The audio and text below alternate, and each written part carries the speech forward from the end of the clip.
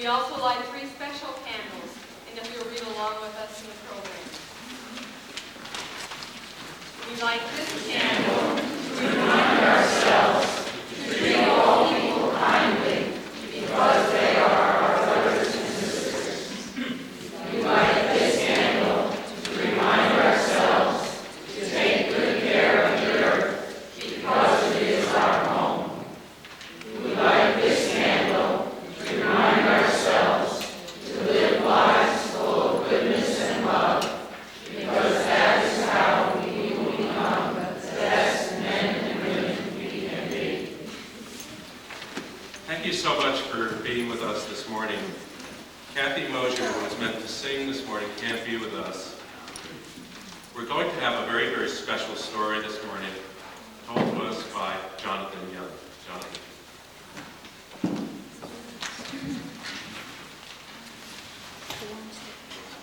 Well, it's early in the morning and a good time to ponder mysteries. Let me ask if any of the kids, any of the children want to come down front, because it seems you're a long ways away. And we're going to go into Once Upon a Time, and if you want to hear the story, come down. Sit up here. You don't have to, but if you want to, get a little closer to Andrea. You're the great soul. You're painful. How about right? Okay. You know this story, but it's always good to hear a story you know already one more time. Okay, let's get started. Once upon a time, there was a little girl who was loved by everybody, especially by her grandma. This little girl's grandmother loved her more than anything in the world. She would have done anything for her. Now, one of the things that grandma did for this little girl was to make her a little hat. A little cap that she made out of velvet cloth. You know what velvet's like? It's sort of smooth. It's a little bit like this. It was red velvet. And this little girl wore that red velvet cap all the time. So much so that her friends started calling her Little Red Cap, because she wore the little red cap all the time. Now, in some other tellings of this story, it wasn't a cap that the grandma made. It was a little cape that she could wear if she was riding a pony or something, a riding cape that had a little hood on it. And in that one, they called her Little Red Riding Hood. That's the story. Anybody heard this story before? Now, on this particular day, the day of our story, the mama got the little girl and said, Little Red Riding Hood, your grandmother is not feeling very well. Now, here's a basket, and I put a bottle of wine and some cakes that I just baked in the basket. I want you to take it to Grandma's house.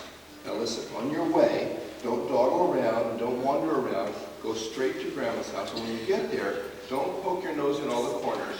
Go right over to Grandma and say, good morning, and give her the basket. So Little Red Riding Hood said she would, and she started out. And she's going along real diligently. She's getting there as fast as she can. And that's really saying something, because Grandma lives in the forest, quite a long ways from home. It's a long walk.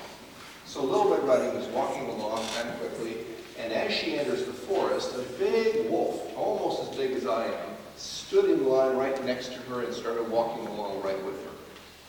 And the wolf is real friendly, and he says, well, good morning, little girl. And Little Red Riding Hood says, good morning, and she keeps walking quite quickly. And the wolf said, and where would you be going in such a hurry this morning? And Little Red Riding Hood said, I am going to my grandmother's house. She is not feeling well, and I'm bringing her this basket with some wine and cakes that's going to make her feel better. And that nice? And where does your grandmother live? And Little Red Riding Hood said, my grandmother lives in the forest.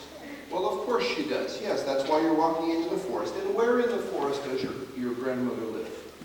And Little Red Riding Hood says, my grandmother lives in that place, that little cottage below the big trees where the nut bushes are down below. You must know the place.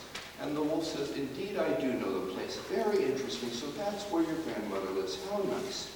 But you know, little girl, you're in such a hurry. I can't believe your eyes don't even lift up from the path.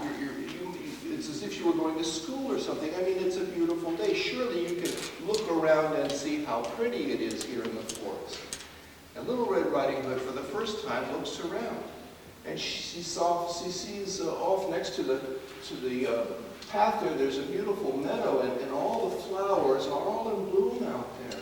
It's beautiful. But she keeps walking along because she remembers what her mother has said, which is, go straight to your grandmother's house. And the wolf said, you know, it wouldn't hurt to just stop for a moment and pick a few flowers. Maybe your grandmother would like some flowers. And Little Red Riding Hood thinks, you know, that's true. My grandmother would probably feel better if I brought her some flowers. Maybe I can just stop for a moment and pick just a few flowers. So she stops and goes off into the meadow, and the wolf walks away. Well, what's been going through the wolf's mind, you know this story. The wolf has been thinking, this is a tasty-looking little morsel. I shall have myself a very good lunch today. But she speaks of a grandmother in the forest. I'll have 2 meals. I'll rush ahead and gobble up the grandmother. And then when I'm done, the little girl will come and I can eat her up too. So the wolf dashes onto the grandmother's house and gets to the grandmother's house and knocks. And the grandmother says, who's there? And the wolf at the door says, it's Little Red Riding Hood, and she has brought a basket with a bottle of wine and some cakes for you. And the grandmother says, I am too sick to get up out of bed. Let yourself in. And so the wolf lifts the latch and walks in and sees grandmother in the bed, not feeling very well, but looking very tasty to the wolf, and the wolf pounces on her and gobbles her up in one gulp. Wolves have very bad table manners. Little Red Riding Hood, for her part, is out there in the meadow picking flowers because the flowers are so pretty, and she's picking flowers and picking flowers and picking flowers and picking flowers and picking flowers, and she's a little bit compulsive about this. Anyway, she's picking flowers until it says in the story, she can hold no more flowers. And then she remembers that she's supposed to be going to grandmother's house. So she takes a bunch of the flowers and she hurries on her way to grandmother's house. And when she gets to grandmother's house, well, actually, the door is open, so she doesn't knock. And she's a little surprised to see the door open because the door has never been open when she got there before. And she's a little surprised when she gets in grandmother's house that she doesn't feel very comfortable. It's kind of creepy. And that's surprising because she was always very comfortable being in grandmother's house. And then she gets over to the bed where grandmother is, and she's very surprised because grandmother doesn't look well at all. And she says, grandmother, what big ears you have. And you know what grandmother says. She says, the better to hear you. And then, what big eyes you have. And grandmother says, the better to see you with. But oh, what awfully big, sharp teeth you have. What an enormous mouth you have. The better to eat you with, the wolf says, and jumps out of bed and gobbles up Little Red Riding Hood with one gulp. I mentioned the table manners earlier. Well, now the wolf is very, very full. I mean, he's had 2 whole meals, a whole grandma and a whole little girl. And, well, you know how it is if you eat too much.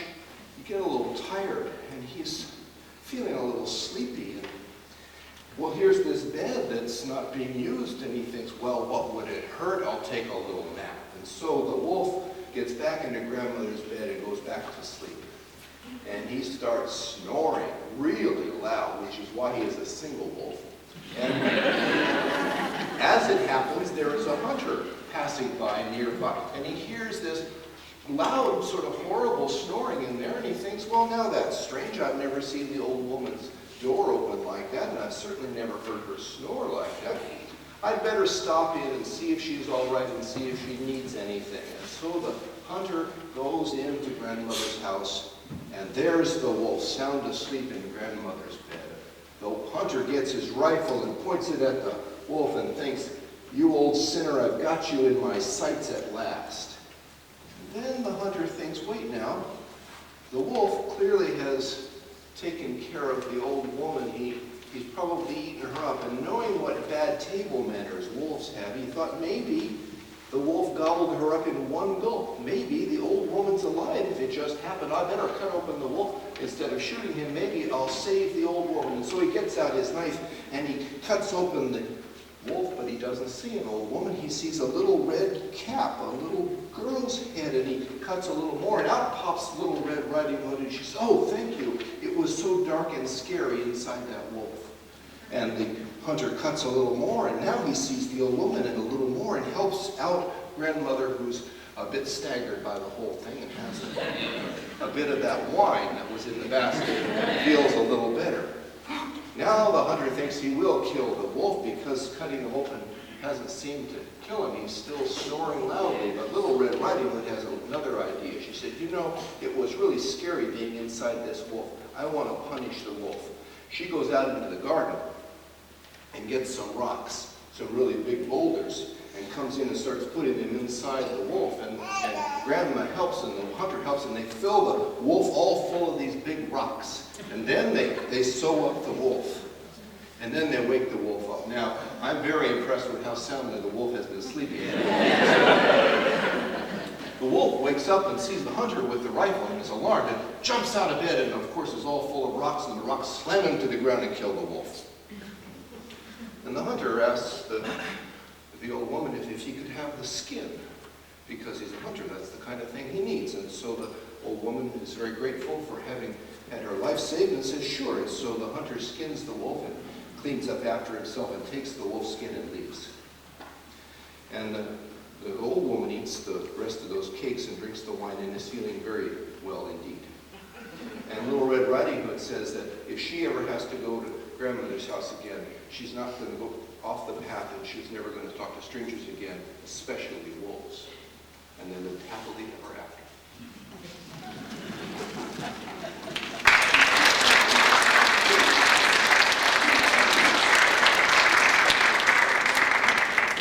And there are many versions of that story, as sometimes there are of our own stories.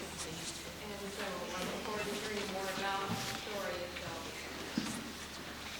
As we sing our children and their teachers off to class today, let's remember that this is indeed a round. Go now in peace. And so today we're going to try it in just two parts. Okay? You all know this one? So what we're going to do is we're going to have this part of the congregation begin, and this part of the congregation come in later. And I'll help you. And we're going to sing each part twice. Try it out this morning, something a little different. Okay, are you all ready?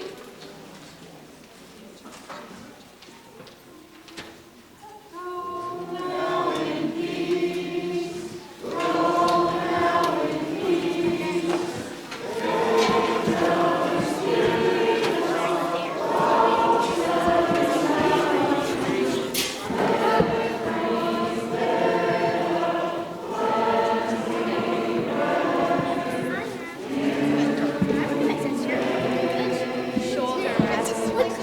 What good taste do you have?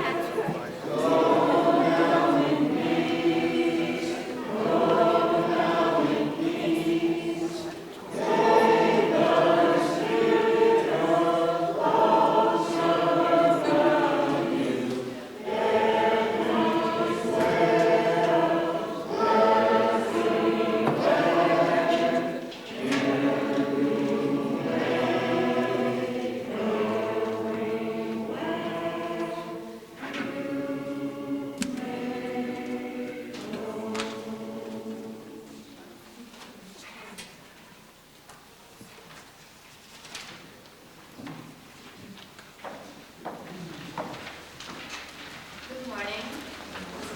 Welcome.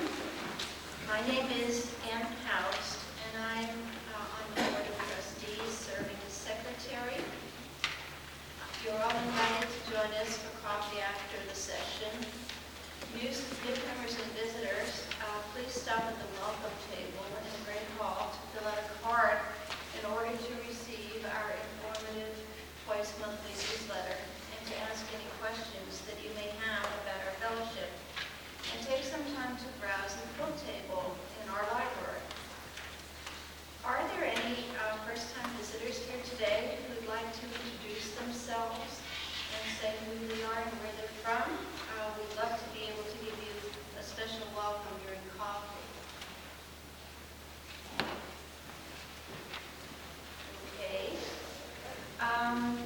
Our Sunday morning programs alternate between those led by minister and those created by our lay-led program committee.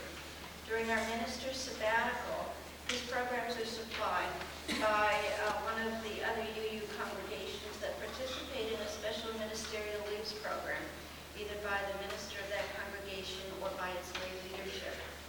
This morning's program is presented by Jonotan and coordinated by Jerry Weinstein. If you've ever wondered how the lay programs come to be, please check out the opportunity to creating the Moving On program on May 31st. There are details in what's happening insert and also in the newsletter. The first brainstorming meeting is today, directly after the second session. Check with Jerry Weinstein or Al Liu for details. The What's Happening sheet, which I mentioned before, which is included in each order of service, contains a list of upcoming activities. Feel free to take it home with you for reference during the week. And on that sheet, I want to call special notice to the spring cleaning day on Saturday, May 16th. Breakfast will be provided as well as lunch. You can stay as long as you want. Bring your family and work on a project together. And this is an announcement from the Pledge Committee. Our pledges now have reached $108,000. Our goal is $250,000. So if you haven't pledged, please be thinking about doing so. And our capital pledges have reached $5,300.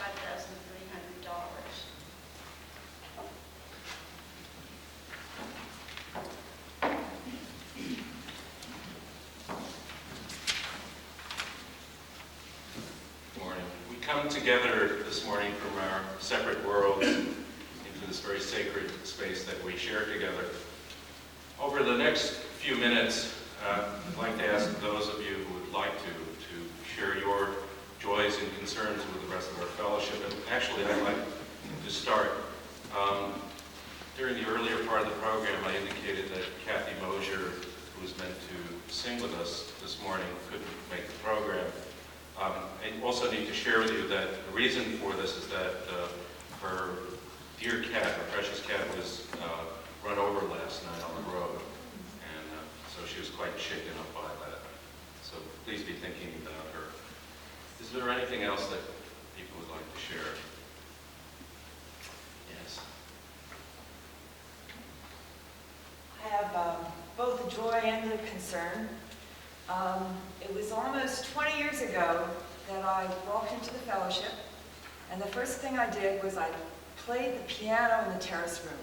And I don't know if you all know the piano in the terrace room, but it's a terrible piano. So my joy is that the Bernheims have donated a grand piano to the fellowship. And you will all be formally introduced to it in a future Sunday morning. But I have you know, the brand starts with an S. It's a Steinway. Now my concern is that piano, sometime during the week, one of the lid hinges was unscrewed, the hinge pin was taken out, and somebody could have hurt themselves if they tried to lift the lid because it's a very heavy piece of wood. And I'm concerned about taking care of these instruments. They're not furniture. We just don't plop drinks and coffee cups and stuff on them. So this piano is going to stay in the meeting room because I don't trust that it will be protected well enough in the terrace room. And you've probably seen that we've been having some music committee fundraisers, and we're using some of that money that we've earned to buy protective covers for both of the pianos that lock, and paid for the move, and we'll pay for the move to have it moved to the terrace room and that sort of thing. Thanks.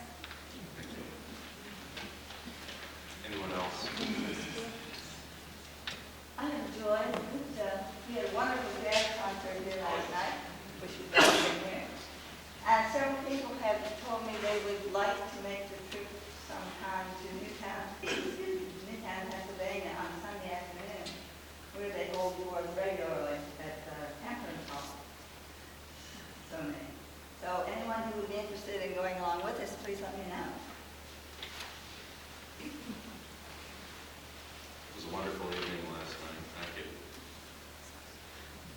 There may be unexpressed joys and concerns, of course, so let's take a moment to be silent together, honoring these unspoken feelings and celebrating with each other in silence these unspoken joys and concerns.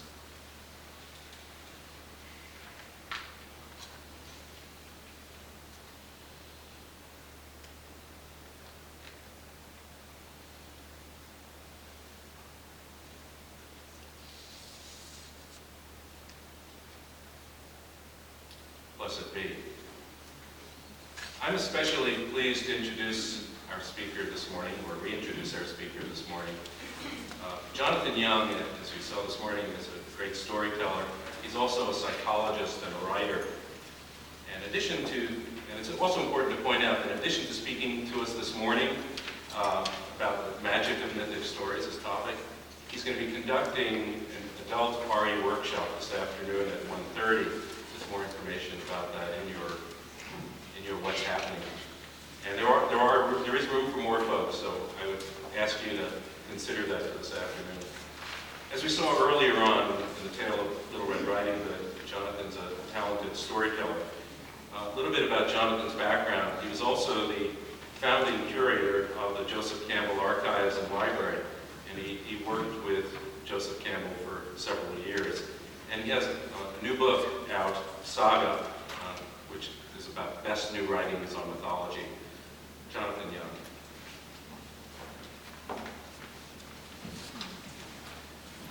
Let us join together for a responsive reading. It's number 531, The Universalist by Emerson. Some wonderful images of this.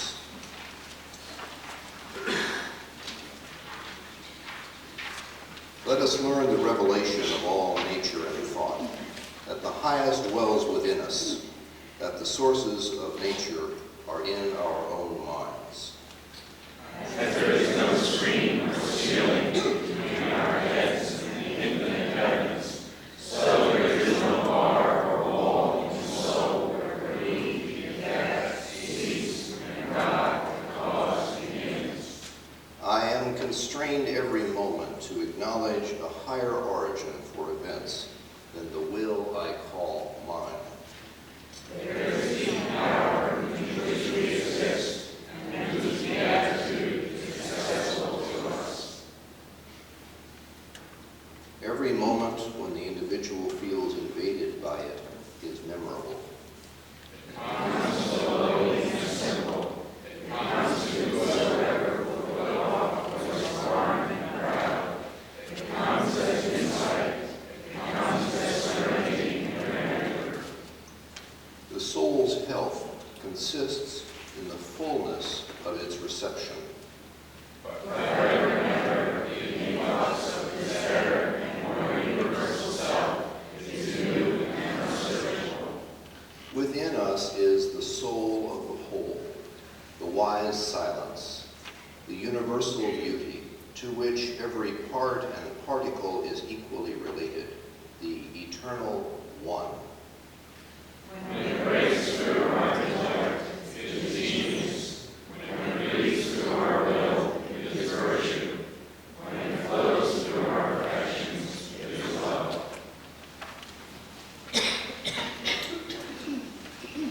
We'll take our offering this morning as we sing song number 42, Morning, So Great to See.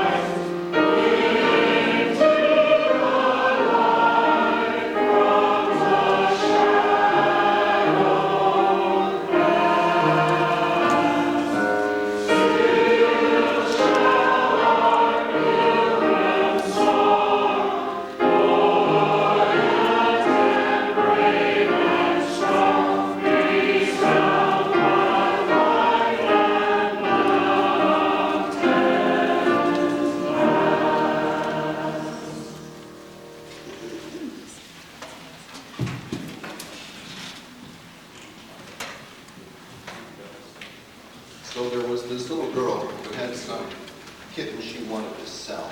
I love kitties, and I'm very sad that Singer's cat has been lost today. Anyway, I'll cheer us up with a kitty story. The little girl had the box of kitty down in the village square, and the sign was cats for sale. A Catholic priest of the town came by and was admiring the kitties. And the little girl thought she might have a sale, and she starts talking up the cats. Well, Father, would you like to have a kitty for the rectory, keep you company, catch mice, that sort of thing? And the Catholic priest says, no, I'm not in the market for a cat. No, I was just looking and just wondering, I wonder if the kitties are Catholic. And the little girl says, oh yes, well, these are all Catholic kitties, one and all. You sure you don't need a cat? No, thanks. But I was just curious, thanks. And he walks on. Well, the next day, the girl's out there with her kitties again, and the sign. Unitarian minister walks by. She's admiring the kitties, and the girl thinks, maybe I have a sale here. Well, do you like a kitty, Reverend? They're very pretty. No, I'm not really interested in having a cat. I was just curious. I wondered if the kitties are Unitarian Universalist. Girl says, oh yes, these kitties are all Unitarians. All of them. Are you sure you? No, we're not interested, but thanks a lot. And she walks on. And wouldn't you know, at that very moment, the Catholic priest happens to walk by and happens to overhear this little exchange. He's a little disgruntled. He waits a moment or two and then comes over and says, young lady, you should tell the truth, especially to members of the clergy. We're very concerned about integrity and honesty and that kind of thing. And the girl's confused why she's getting bawled out. She says, oh, you mean because yesterday I said they were, no, Father, yesterday those kitties were Catholic. Of course, now that's before they open their eyes. You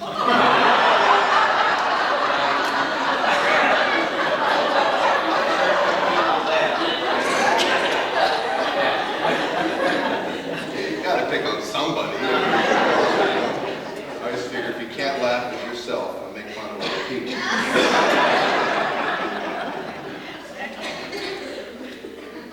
The little story I told this morning is a familiar one, and it doesn't seem that the first hearing or the 14th hearing or the 1000th hearing that holds any great mysteries or secrets. But it was my honor to work with Joseph Campbell for a number of years and listen to him open up some stories that were familiar to me, the stories of the Round Table, the Princess and the Frog King, the various legends and myths from European and other traditions, and then take a look at the imagery in the story and show how there was far more intended there than mere entertainment. Now, the folklore of Europe, the stories we call fairy tales, were probably not meant for children. They were probably meant to be discussed among adults, and there were many cautionary tales about what parents should be concerned about for the safety of their children and that kind of thing.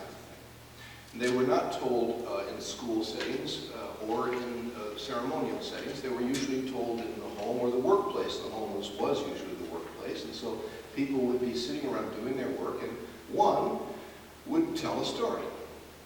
So you might have 6 or 8 women making thread, because in the time before machines, every thread of every garment had to be made by hand, and then every piece of cloth by hand before the garments were made. So the women would be sitting at wheels, working with cotton or wool or flax or something, drawing thread out with a wheel and working for hours and hours, 10, 12 hours a day.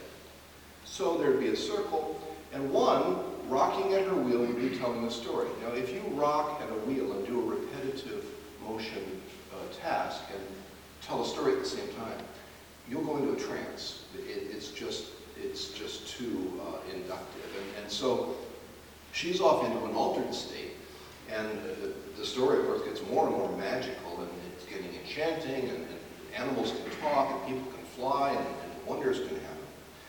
And this is where the phrase spinning a yarn gets attached to storytelling.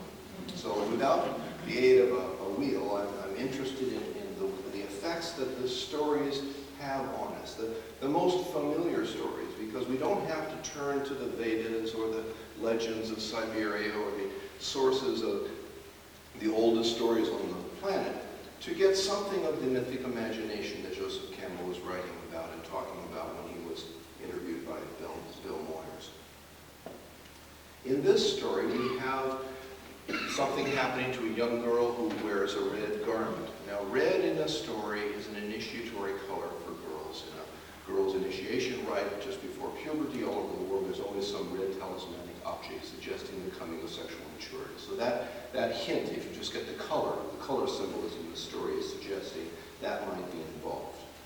Forest in a story is usually a journey into the unknown, into the mysterious place. That would be the place of initiation. In psychological terms, that would be whatever part of our inner landscape we do not know very well, the place of mystery within, what Jung and others refer to as the unconscious. And so she's going into this place to learn something. And who is she going to see? She's going to see the old woman. Now, an old woman living in a forest, that's a very shamanistic image. After all, people did not like to live in forests in those times. Forests were not user-friendly. There's no Smokey the Bear or Ranger Rick in this forest, the little nature trails and that kind of thing. This is the dark, threatening forest of the medieval imagination. This is a place that you avoided if you could. Few people went into the forest. Outlaws would go into the forest to get away from the powers that be, and this was not always because they were criminals. They might be on the wrong side of the law for reasons that had to do with political corruption. A hunter would go into the forest warily, a woodcutter perhaps. Lovers might sneak off into the forest. There were no holiday inns in those days. The forest was the place. A shaman would go into the forest because the religious beliefs of the town and city were closely controlled by the power structure. So if you had some belief that was at odds, if you were a Unitarian in those days, you'd have to go out and meet in the forest. Well, we are meeting in the forest, aren't we? Well, close enough. By California standards, this is a forest. The image of the wise old woman in the forest, it shows up in many stories. Sometimes she's characterized as a dark force, an enchantress or sorceress or a witch or something. She is probably the closest image in folklore to the goddess tradition. The goddess was believed to be a creature of the forest and of the underworld, because the sacred realm in the old tradition was underground. The stories often take the traveler or seeker into a cave or an underground tunnel of some kind, and then things open up and mysteries happen. Because the sacred realm would be, of course, the earth, since life comes from the earth, vegetation and animals all relate to their life force from living on the earth. That would be the natural focus for worship. A teacher of a religion not honored in town would live in the forest because they were holding on to some belief that had been put out of fashion by political power. So if you were a believer in the old ways, which were closer to a nature belief, and the new religion was put into force in town, let's say the Romans had brought Christianity to many of the towns, and then the military presence in town would enforce that religion. If you believed in the old healing ways, or were a midwife or an herbalist or something that had some belief system that was no longer acceptable, you lived in the forest. Now, grandmother is not given all those powers, but by being an old woman in the forest, she still carries much of that potential meaning. So the young girl leaves her mother and goes for a trek, a journey, an initiatory adventure perhaps, to the old woman. This is a setup for a certain kind of wisdom. We have the triple goddess, we have the maiden, the mother, and the crone, the three ages of the women's mysteries present in the story. And then we have a talking animal. Now, Jung thought a talking animal was the presence of the divine in the story, but this wolf hardly seems divine. However, he is going to provide an initiatory experience, to be sure. The young girl walks along, and she's being very diligent about her calling. And there is a kind of calling, there's some vocation involved. She has a task to do. The wolf tempts her, so we have this stage of temptation. We have a test, which she fails. I love it that seekers in myth and folklore fail at their mission. They make mistakes. Parsifal had the religious future of Western civilization in his hands as he sought the Holy Grail, and in the middle of his quest, he forgets. He forgets he's looking for it, and he dawdles around for a couple of years. And then Good Friday comes, and then he suddenly remembers, oh, that's right, I always had something to do, and he gets back on. I love that, because I can relate. We are not flawless creatures that press toward significance without hesitation. We goof off, we get distracted, we do something else, and then it comes back to us. It's often called the midlife crisis, that there was something important.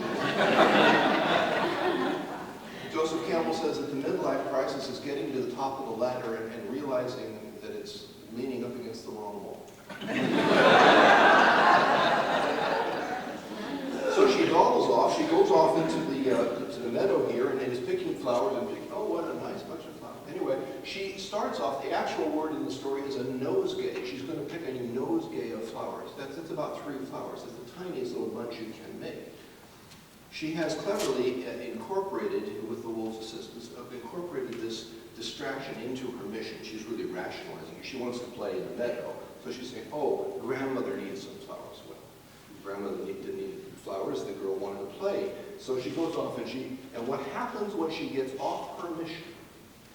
She falls into an addictive pattern. She starts picking flowers. There's nothing wrong with picking flowers, but anything can be an addiction. She's there and she's doing it and doing it and doing it. And like any other compulsive behavior, she only stops when she hits bottom. When she reaches, she can't hold any more flowers. And then she says, what am I doing? Oh, I'm not supposed to be picking flowers. I have something else that was the meaning of my life, that was my purpose, that was my calling, that was my mission. Then and only then, when she hits some physical limit, does she remember that there's something more important that she was supposed to be doing. She gets back on the path. By now, the wolf, there are several tellings of the story. One has it that the wolf doesn't want to eat her there and then because there are some foresters working nearby cutting trees and he might be caught. So he delays it. But I like this one. This one's from Grimm, and this is the one where he wants to have Grimm. The greed of the dark character is impressive. He gets there, scarfs up Graham, and is waiting for the young girl. The young girl comes in, doesn't trust her own senses. She sees something is wrong. She feels it in her bones. But logic is, I'm at grandmother's house, therefore this is grandmother. She's just staying in a very simple way of thinking, and that simple way of thinking is going to get her into trouble. The wolf gobbles her up. This brings us into a large tradition of stories where there is a dark night of the soul, where there is some terrible calamity. This is the part of the story that is, in essence, a death and rebirth experience, which is the heart and soul of any initiatory tale. In psychological terms, this is the ego death that has to happen if we are to become whole. That is, our small identity, the identity that we've had since childhood, the one who answers to our own name, somehow needs to die, not literally. Somehow needs to fall away so that we see that the human endowment is more than we have imagined. We're not capable of grasping it in our earlier consciousness. Something needs to break. And that's why the crisis in life is often looked back upon fondly. The great reversals, the terrible traumas, when the great loss by death, or the great reversal in life, a disastrous turn in a career or a health crisis, sometimes frequently is looked back on as, it wasn't until that happened that I realized what was important in life. Up until that point, I was just being a practical person. I was just trying to accomplish things. Suddenly, I'm aware of what is significant in my life, what is important, how much love matters, how much friends mean. Suddenly, I saw it, and it wouldn't have happened if I had not had that crisis. This is the symbolism of being swallowed up by the wolf. It's paralleling the scriptures when Jonah is swallowed by the great fish, or if it's more user-friendly, when Pinocchio is swallowed by the whale. There are many stories where you are swallowed up by something, where the wolf, or the wolfness, we give it a quality rather than a character space, where wolfness swallows you up, and you are for a moment dead to the world. It is clear when the hunter comes along and liberates our two heroines that they were awake and conscious the whole time. When you go through the dark night of the soul, the worst experience, you can take notes.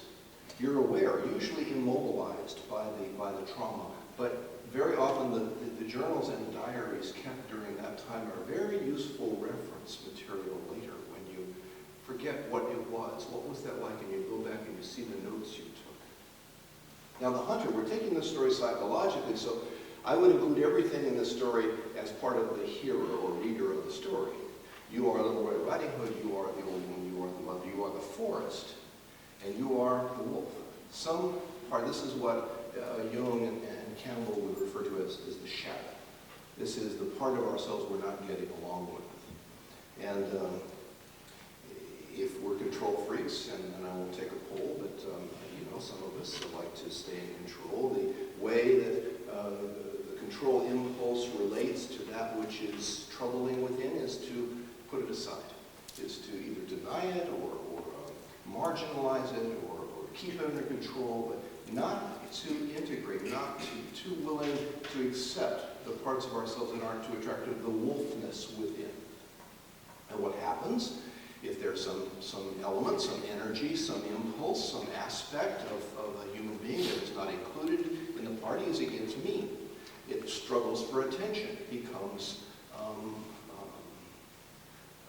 hungry. It becomes violent. It becomes disruptive. So if you put the wolf inside into the margins, it will come back and eat you later, which is what happens here. Because we have a good little girl, she is not yet integrated the shadow, integrated the elements within that are more powerful or more out of control, hungry in some way than she would like to think of herself. The hunter comes along, which is also a part. That is, we have some part of us that is not caught up in the trauma. There is some aspect of any human being that at the moment you're going through something horrible is not affected by it. And the Eastern philosophy talks about this at great length, that you have some still point. There is some aspect of you that can observe at any given time and could come and help. Usually the trouble is in the asking. We're usually too proud to help. But finally, if there's complete collapse, then help becomes possible. And the hunter within, I don't think this is a gender thing. I don't think that the woman is waiting for the man to save her or anything like that. I think this is everyone's story, and everyone has a hunter within to come and help. The hunter then takes the skin. What would a hunter want with the skin? Well, I spent some time in Siberia looking at shamanistic relics because Joseph Campbell once said that all the religions of the world started in a cave in Siberia. So I thought, well, I'm going to look for the cave. Well, I didn't find the cave. I found that most of the shamans were killed in the Stalinist period, but their treasures were kept, and their institutes were all these artifacts. And one of the things that's so striking is that the robe that a shamanistic ceremonial leader will wear during the healing or ritual of some kind is an animal skin. He becomes an animal. So my fantasy about the Little Red Riding Hood story is that the wolf takes this skin to make a robe out of it. And the reason that my fantasy goes in that direction is I don't want the wolf left out at the end of the story. What I don't like about fairy tales is that in the battle between good and evil, evil loses. In my psychology, in the notes that I take from Jung's writings and Campbell's notions, is that at the end, the shadow is included. That the wolf needs to be part of the picture at the end of the story. Otherwise, the wolf will just come eat us again. This will happen as many times as it needs to happen until we find a place for the wolf. So what I wanted in this hunter, this is totally my little fantasy insertion into the story. I want this hunter to be secretly involved in shamanistic rituals, and he makes a robe out of this wolf so that at the end of the story, the wolf has a place at least symbolically and ceremonially in our life. So that the wolf within is included in the party, is included in the identity, is included in our behavior, that we have a place, because it won't do to be nicey-nicey all the time. We need to be able to have the force and the fierceness of wolfness in a good cause, at the right time, integrated, not wandering around on its own, integrated into a reasonable intelligence, into a personality that is part of the community, so that it doesn't live out in the wolf and can be brought to use at the best time. At the end of the story, it's interesting that, of course, everything is sort of tidy and neat at the end of a fairy tale. This is just the charm of the genre. But the old woman gets her wine. We have wine and bread. There's a little ceremonial reference there of some kind. I can't remember what that is. And the little girl is, she's she's saying that she'll be good now, but really what she has from this is that she's gained some wisdom from her little adventure off to see grandmother. She has learned something about the ways of the world and isn't quite as limited in her view of things.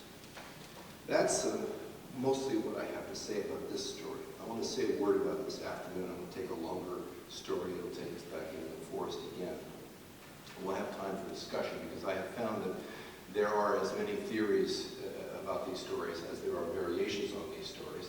And I have a strong theoretical belief about the correct interpretation of the story. And I will explain that and conclude with this little tale. This is about the minister who was trying to write a sermon on Saturday afternoon, and he was a Unitarian Universalist, and of course there was some little issue, a little problem that the congregation was wrangling about, and on Saturday afternoon, a representative from one side of this little debate came over to the minister's house to explain the importance of their point of view, and the minister put his work aside and listened at some length to this, and when the person was all done, he said, well, you're absolutely right. They went on their way, and he went back to trying to write his sermon, and about an hour later, another member from the other side of the debate came over and wanted to explain the other point of view. So the minister puts his work aside and listens carefully, and when she's all done, he says, well, you're absolutely right. Well, the minister's wife is sort of in and out of the study during this time and overhears all this, and comes in a little while later and says, I just noticed that you just completely agreed with totally opposing points of view, and I don't really think that that's very good leadership. I'm really pretty disappointed. I mean, that's just totally wishy-washy of you, and I expect more from you. And he looked at her and he said, you're absolutely That's my position on the proper and correct interpretation of the images in these stories, is that what you see is what you got. That these stories work like dreams. In fact, they come very much from the same aspect of the human imagination. The product of our unconscious that produces dreams is collectively what's involved in producing these stories that are shared. What we take from them may vary a little from time to time in our life, and there are exercises and ways to come back to the stories that shaped us early in life, and I'll talk about that a little bit this afternoon. But my wish for you today is that you hold all this in a place that is of value to you, and that, of course, you live happily ever after.